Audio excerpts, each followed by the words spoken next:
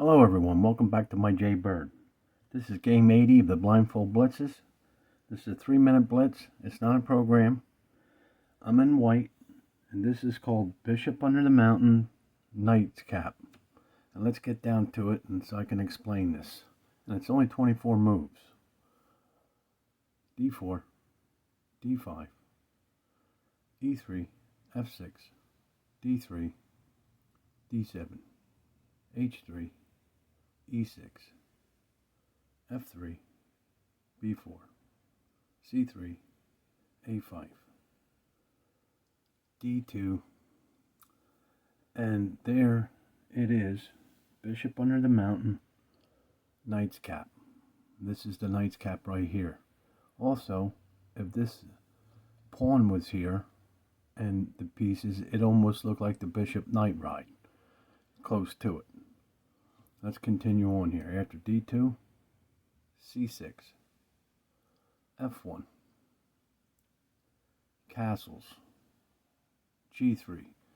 Now, if you I take notice, this formation here and a bishop here, or sometimes it's a knight, and I've seen it where the two knights, I've seen this in classical games.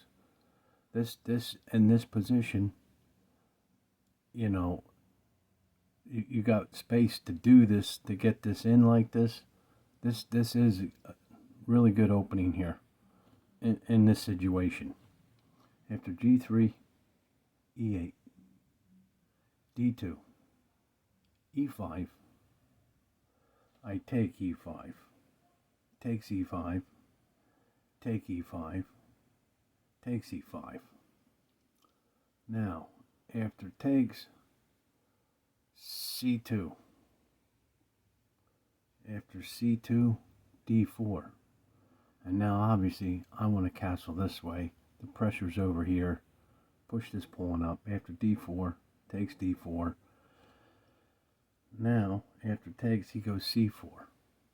Well, now you take this piece. This is the only piece defending it. Don't let him get in here in any kind of stronghold.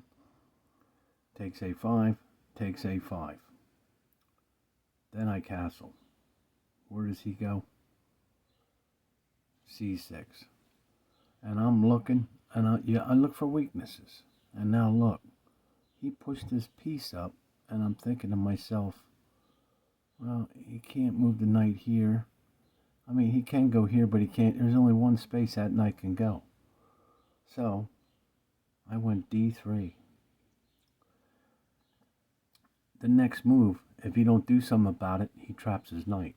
After D3, he went G6. I didn't understand that. See, it was only 2 moves to trap his knight, and now he's trapped.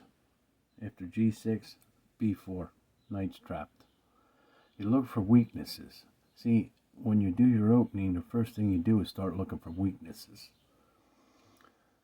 After B4, B6, takes A5. After A5 takes, C4. Now, I moved here. This is a strong move. There's nothing here except the bishop. And his best move is right away get his bishop. Because look, it's already directed to the king, and there's nothing else can touch it besides this bishop. Okay, after C4, he goes H5. And now I'm looking at this. The first thing I thought, well, I wanted to push this pawn up, and then I was going to run my queen over here.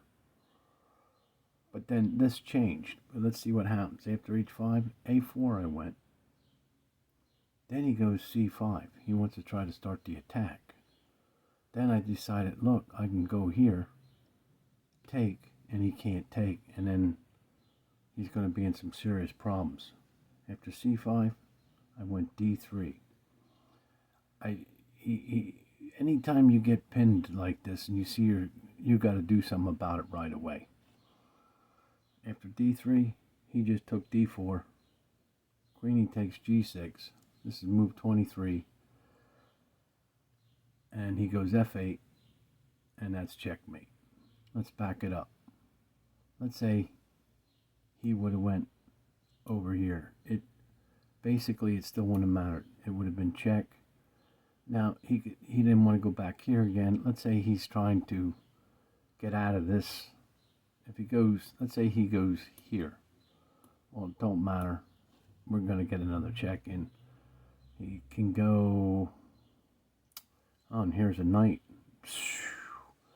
He's got some more problems here. Yeah, but then he don't want to go into white space. Then I'll bring out my bishop. So you figure he goes back into black space. Let's see, what else can happen here? Let's see, you got to keep the checks going first. Check. Let's say you still don't want to go into white space. See, but now he's got this issue with the knight. Okay, we say check. He goes something like this, and then I would take, and now he's out in the open, but he's in a better position than he was before getting in a checkmate. Now I guess he can't get me no checks. He's gonna have to start threatening me somehow. Trading. He's got to want to trade pieces here. My guess is he's gonna come up here and do anything, try to stop the checks whatsoever. Okay, but then I just go like this. Then he would go like this. You see, he's down a piece, but it's better than what he had. My move, obviously, you'd take this piece, and then the game would continue on. But it was better than what he had. Okay, let's go back over this quick. This was a short one. But no matter what, when you do your opening, look for weaknesses. Now, I really believe I did open up in white the best good moves. I mean, I think these are, number one, number two moves. Because I've seen these in the program, some of my games with playing against programs and on classical games online. And the game goes like this, 3 minutes.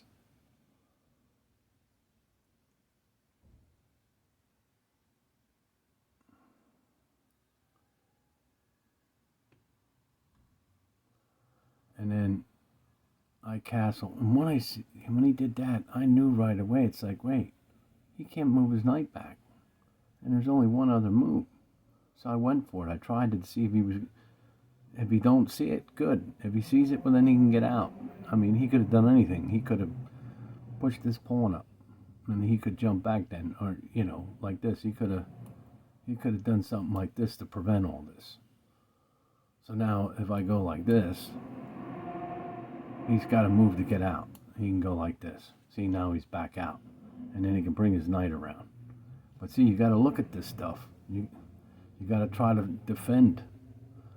But it didn't happen that way. The game continued on like this. He trapped his knight. And here again, you got to see, anytime it's like this, you got to try to defend on this, I mean, as soon as I went here, you got to do something about this right away. Like I said, this would have been his better move. You see what I'm saying? No matter what, this was his better move. Because if I take, okay, don't move that, he can go like this. What am I going to do? I push what he's going to take. No. And then the game will continue on. Okay. Let's go back. But it went down like this. And that's the end of the game. Okay. That was a short one. Thanks for stopping by. We'll have some more.